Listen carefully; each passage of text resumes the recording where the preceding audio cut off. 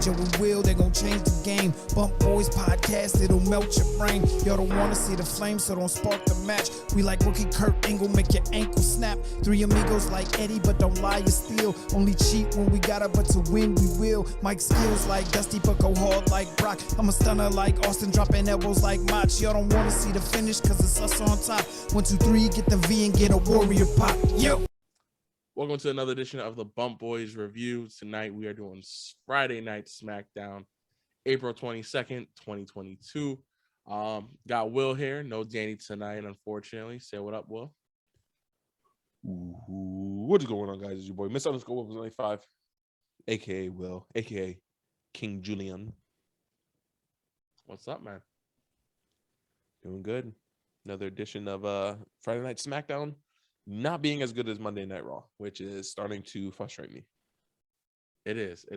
So let's just jump into it. This is gonna be a quick one. It's not that special, this one.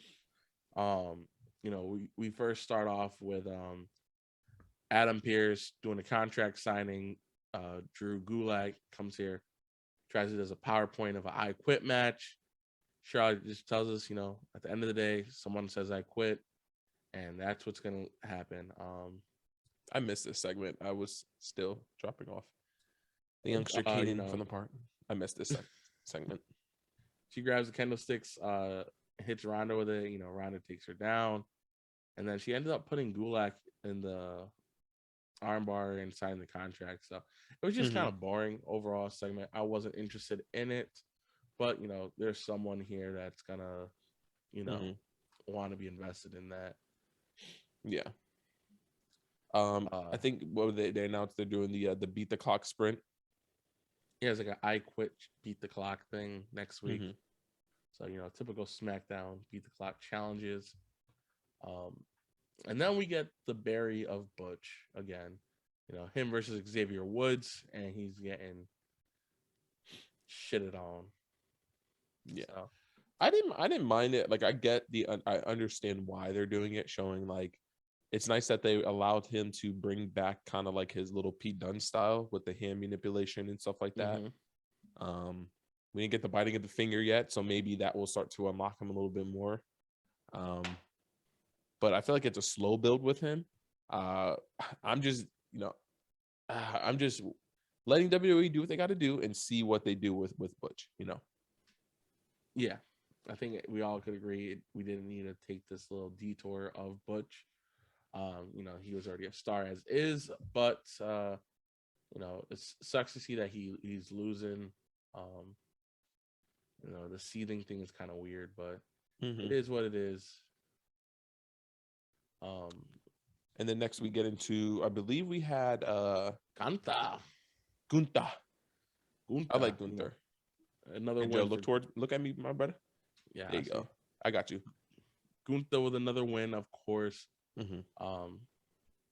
I think over time, once he starts facing serious competitors, that's when we can be able to, assess the situation. But right now, he's in squash mode, so it is what it is.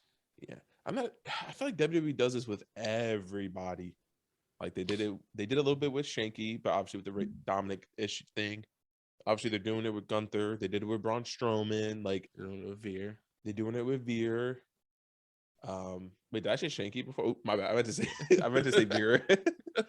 like it's so cringy. It's just like, come on, WWE. Like, I know this is it's funny. The one thing WWE does with their bread and butter is always let's do squash matches, and then we'll have young wrestlers just get squashed by local competitors getting squashed by the main talent. WWE, you bury and 50-50 book all your other wrestlers. It's okay to have a group of other wrestlers to come out and to face Gunther. I'm pretty sure you can go in back, find Apollo Crews, Commander Aziz, and they can face Gunther. Like, it doesn't always have to be these local competitors. Like, I want to start seeing him get into an actual feud, or let him make a statement. Let him go against Ricochet. Like, after this whole, which leads into the next segment, after Shanky, stepped in and said, face me, 7 foot tall, 350 pounds. Next week, Ricochet will be facing him. Have Gunther come out and challenge Ricochet or something like that. Or maybe you're not ready for that. But once again, I'm just tired of all these kind of squash matches. Like, We know who the motherfucker is. It's AKA Walter. He's a beast. Let's start to get the ball rolling. Yeah, and I thought it was interesting. Shanky stepped up, like you said, and I was like, was it Jinder was like, who fucking told you to speak? Like, I didn't tell you to speak and stuff like that. So Shanky got a title opportunity, so that would be fun. Yeah. What was our next segment that we had? We did have once again later. I know later on in the show. Yeah, the tag match. Well, before the tag match, we had that garbage ass promo. Holy shit! I'm sorry, Naomi and Sasha. What kind of promo was that? Oh my god, it was fucking cringe. It was horrible. I gotta say this, Natalya, she looking like a baddie. Tyson Kidd, enjoy that boob job. You probably chipped in for that shit. That shit Natalya looking amazing. But oh my god. Natalya and Shayna weren't bad on the mic, but Naomi, this is why I'm just not a big fan of Naomi. Naomi, you need ask your brother-in-law or whatever, your cousin-in-law, Roman Reigns, to give you some promo lessons. Like, holy shit, you want these titles? Come get it. I was just like, and like the way she said, I was just like, oh my god, bro. And I was even disappointed with Sasha too. The way Sasha was cutting this promo, it was cringe-worthy, bro. It was bad. I don't know. There's just levels to this kind of shit, man. Like Becky, Charlotte, they can cut promos. Natalya can cut a decent promo. Shayna is pretty decent. Rhea is pretty decent. Like, come on, Sasha and like Naomi. Y'all have been with the company long enough to where y'all should be able to cut promos and bring up stuff. Like, make a boob job joke or some shit like that. Make a funny joke about Shayna Baszler or something like that. And her mouthpiece. Just something, like, give us something that like entices me to want to watch this and get into this match. And they were like, also like, we've beaten all the women in the tag team division. There's only 3 fucking tag teams. There's you and Sasha. There's Natalya and Shayna. There's no more Liv and Rhea. And there's only Carmella and Queen's Elite. Oh no, they broke up too. There's literally 2 tag teams. Like, come on, like they were making it, and like I don't know. I'm just like, it just irks me too, because like they started off the segment where Kayla Braxton like, you guys have run through the tag team division. I was like, what the fuck are you talking about? Like, they're like, you've run through the tag team division and you're on a tear and you've been killing it. I'm like, yo, they've only had the titles for less than a month, like 3 weeks. Slow the fuck down. Yeah, I was like, slow the fuck down, WWE. And it didn't help that Naomi was, trying to work in whatever was being said. And I was just like, stop, just come on, stop. It was bad. Yeah, I heard it wasn't the greatest. I did this shit though. Oh no, hold the fuck up. Oh hell no. I did the non-son. No, man, fuck this shit. Hold the fuck up. And well, the match. My bad. That was my rant. No worries, man. You gotta get it out sometime. It was such a bad segment. It was bad. So the next match I thought was gonna be a lot better, to be honest. Riddle versus Jey Uso. It felt sloppy. It wasn't the best. Like, it was very, I don't know. It seems like Jey does better in like single feuds and stuff like that. But I don't know. The Usos haven't been hitting the stride lately. It hasn't been, main event Jey Uso that we want to see. And I don't know. They I feel like every time they're on SmackDown, they losing. And it's just annoying. Like, it's their brand. They keep losing on their brand, but they win on Raw. They just can't win on their own brand, which is sad. So after, obviously, what the next segment was, I kind of understand why they're losing to the whole Riddle and stuff like that. Because with them introducing Sami, it kind of made a little sense, because they're like, okay, Sami is going to help the Usos get over the Riddle. Because Roman is seeing like, okay, the Usos, they cannot beat RK Bro fair and square, right? Yeah. So this kind of ties into what everybody was saying, like, yo, if Drew is the next competitor to Roman, how do we involve Drew with Roman? You know what I'm saying? Like, how do we get these two to kind of like, how do we build a storyline to get these two to kind of like clash together? So they used Sami Zayn and then also the tag team title to kind of introduce it. So I get what you're saying. Like, in the beginning, I was like, why the fuck are they losing? But with what happens next with the Sami promo in the match, it made sense to like, okay, Roman is basically going to fuck up Drew somehow.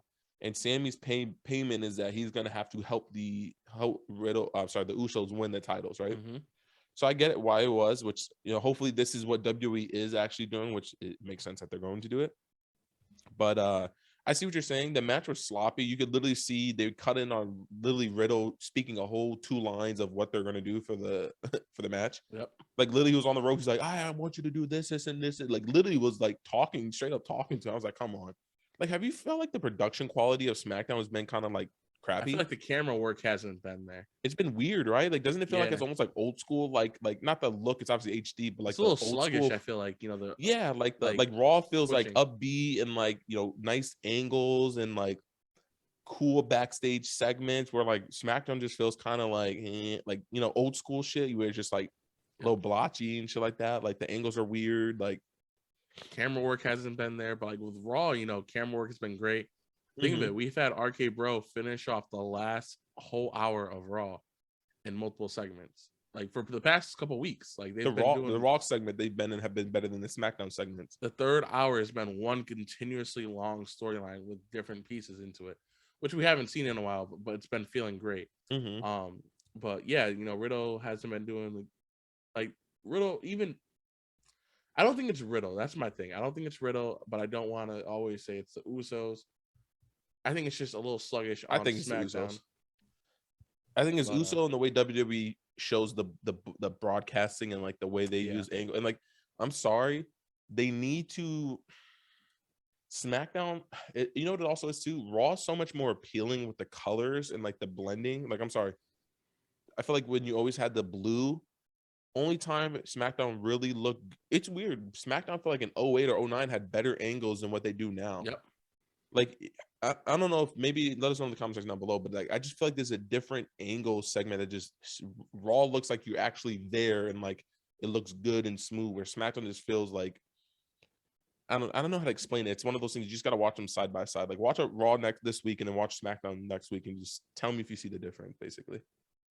Yeah, I think it's like clear as night as day, but we got Sami Zayn the snitch. He's Takashi, so it is what it is. Facts. He literally snitching on everybody. Like, hey, I ain't a rat. Just I ain't a snitch.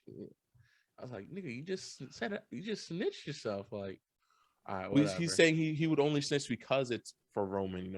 The commander, the high chief. You know what I'm saying? Like, would you commit a sin? No, but only for God, I would. You know what I'm saying? It's one of those kind of things. We had Madcap versus Angel. This segment was, boring. Yeah. Madcap wins. He's on his way to becoming a babyface, and Baron Corbin leaves him in the ring, steals his Andre the Giant trophy, and that's really all for that segment. There's not really much to talk about that one. And I gotta say one thing, Pat McAfee. I love you on commentating, but you need to I know you're trying to wing some things. He was like, Los Lutharios have been together for years. They've been together for so long. Like, Matt, they've been together for like less than 7 months, bro. Like, if that's long in WWE terms, but come on, like they haven't been together that long. I think it's because he's saying like they're cousins and stuff like that. They've been together for, I guess, but he was very specific with like the whole tag team. Like, they've been tagged. He's literally like they've been tag team for a long time now. Oh. They've been partnered up together. I was like, come on now, Pat. They used to be rivals. The cat. Yes, facts. Stop the cat. I have a big issue with the Los. I told you, remember when Los Lutharios was having their shit with the New Day, WWE? They were milking it with New Day versus Los Lutharios on how good of a match it was. They gave them the one run with Ricochet, and then now they've been on 24/7 watch, and they've been jobbers and squashers to a bunch of people. Yeah, they definitely should have been in line for a tag team title run, but it's sad. And look what they're doing with Alpha. Look what they're doing with Alpha Academy. Yeah, they're just like periodically sprinkled in, and it's hey, Alpha Academy amazing. I tune in just for them. No, it's not Alpha Academy that's amazing. It's Chad Gable that's amazing. I like Otis. I like how he moves and stuff like that. But he hasn't been on TV in a long, like obviously with the whole attack he did. But you can tell that they're not using the full tag team, and they wonder once Randy is done with this tag team division, the tag team is going to go back to shit. Yeah. Like, I can see that. It is what it is. WWE doesn't invest in their tag teams, so these segments that we see are just like so botchy. Yeah, they're filler. They are what they are. Yeah. And then we get the lumberjack match, Sami Zayn versus Drew McIntyre. I hated this whole thing. Yeah. Like, this man escaped 3 weeks in a row. Yep. 3 weeks. We get the steel cage, which I don't think we. I know way to fuck that up. Oh, I hate when they get the case of the Onis. I don't even think we needed the lumber. Like, but the thing is, it made sense why they had the lumberjack match, but it's just like WWE literally just like no sell. But they literally got away with 3 matches of Drew and Sami Zayn not being. So hopefully this pays off. But I just feel like there's been no like build with it. And like I said, this is just a transition to how do we get Drew to go against Roman? We all know Roman is going to show up and he's gonna help Sami win. Sami's gonna win. Roman is going to cost Drew this match. Mm-hmm. And now that Roman did Drew Sami his favor, with the Usos being there in the lumberjack match, Roman helping him next week to win. Sami is going to cost Riddle and Randy the titles. And hopefully we get, maybe Sami moving over to Raw. And something like that, or maybe a more interbrand. I agree. If you had to give a rating for this show, what are you giving it? I would give this show. Wasn't better than Ramp. I would get like 6.4, 6.3. It's a little hard to watch. It's very hard to watch. This one was very hard to watch. I'm giving it a 5. I think a solid 5. Yeah. I feel like that's generous too. Monday Night Raw, I'm very excited. I just hate when WWE does this. They give us a stretch of months where SmackDown's better, then they give us a stretch of months where Raw's better. But Raw has just been so much better and just so much more pleasing to watch. It just feels like it's more put together, and I think that's the biggest thing. It feels put together.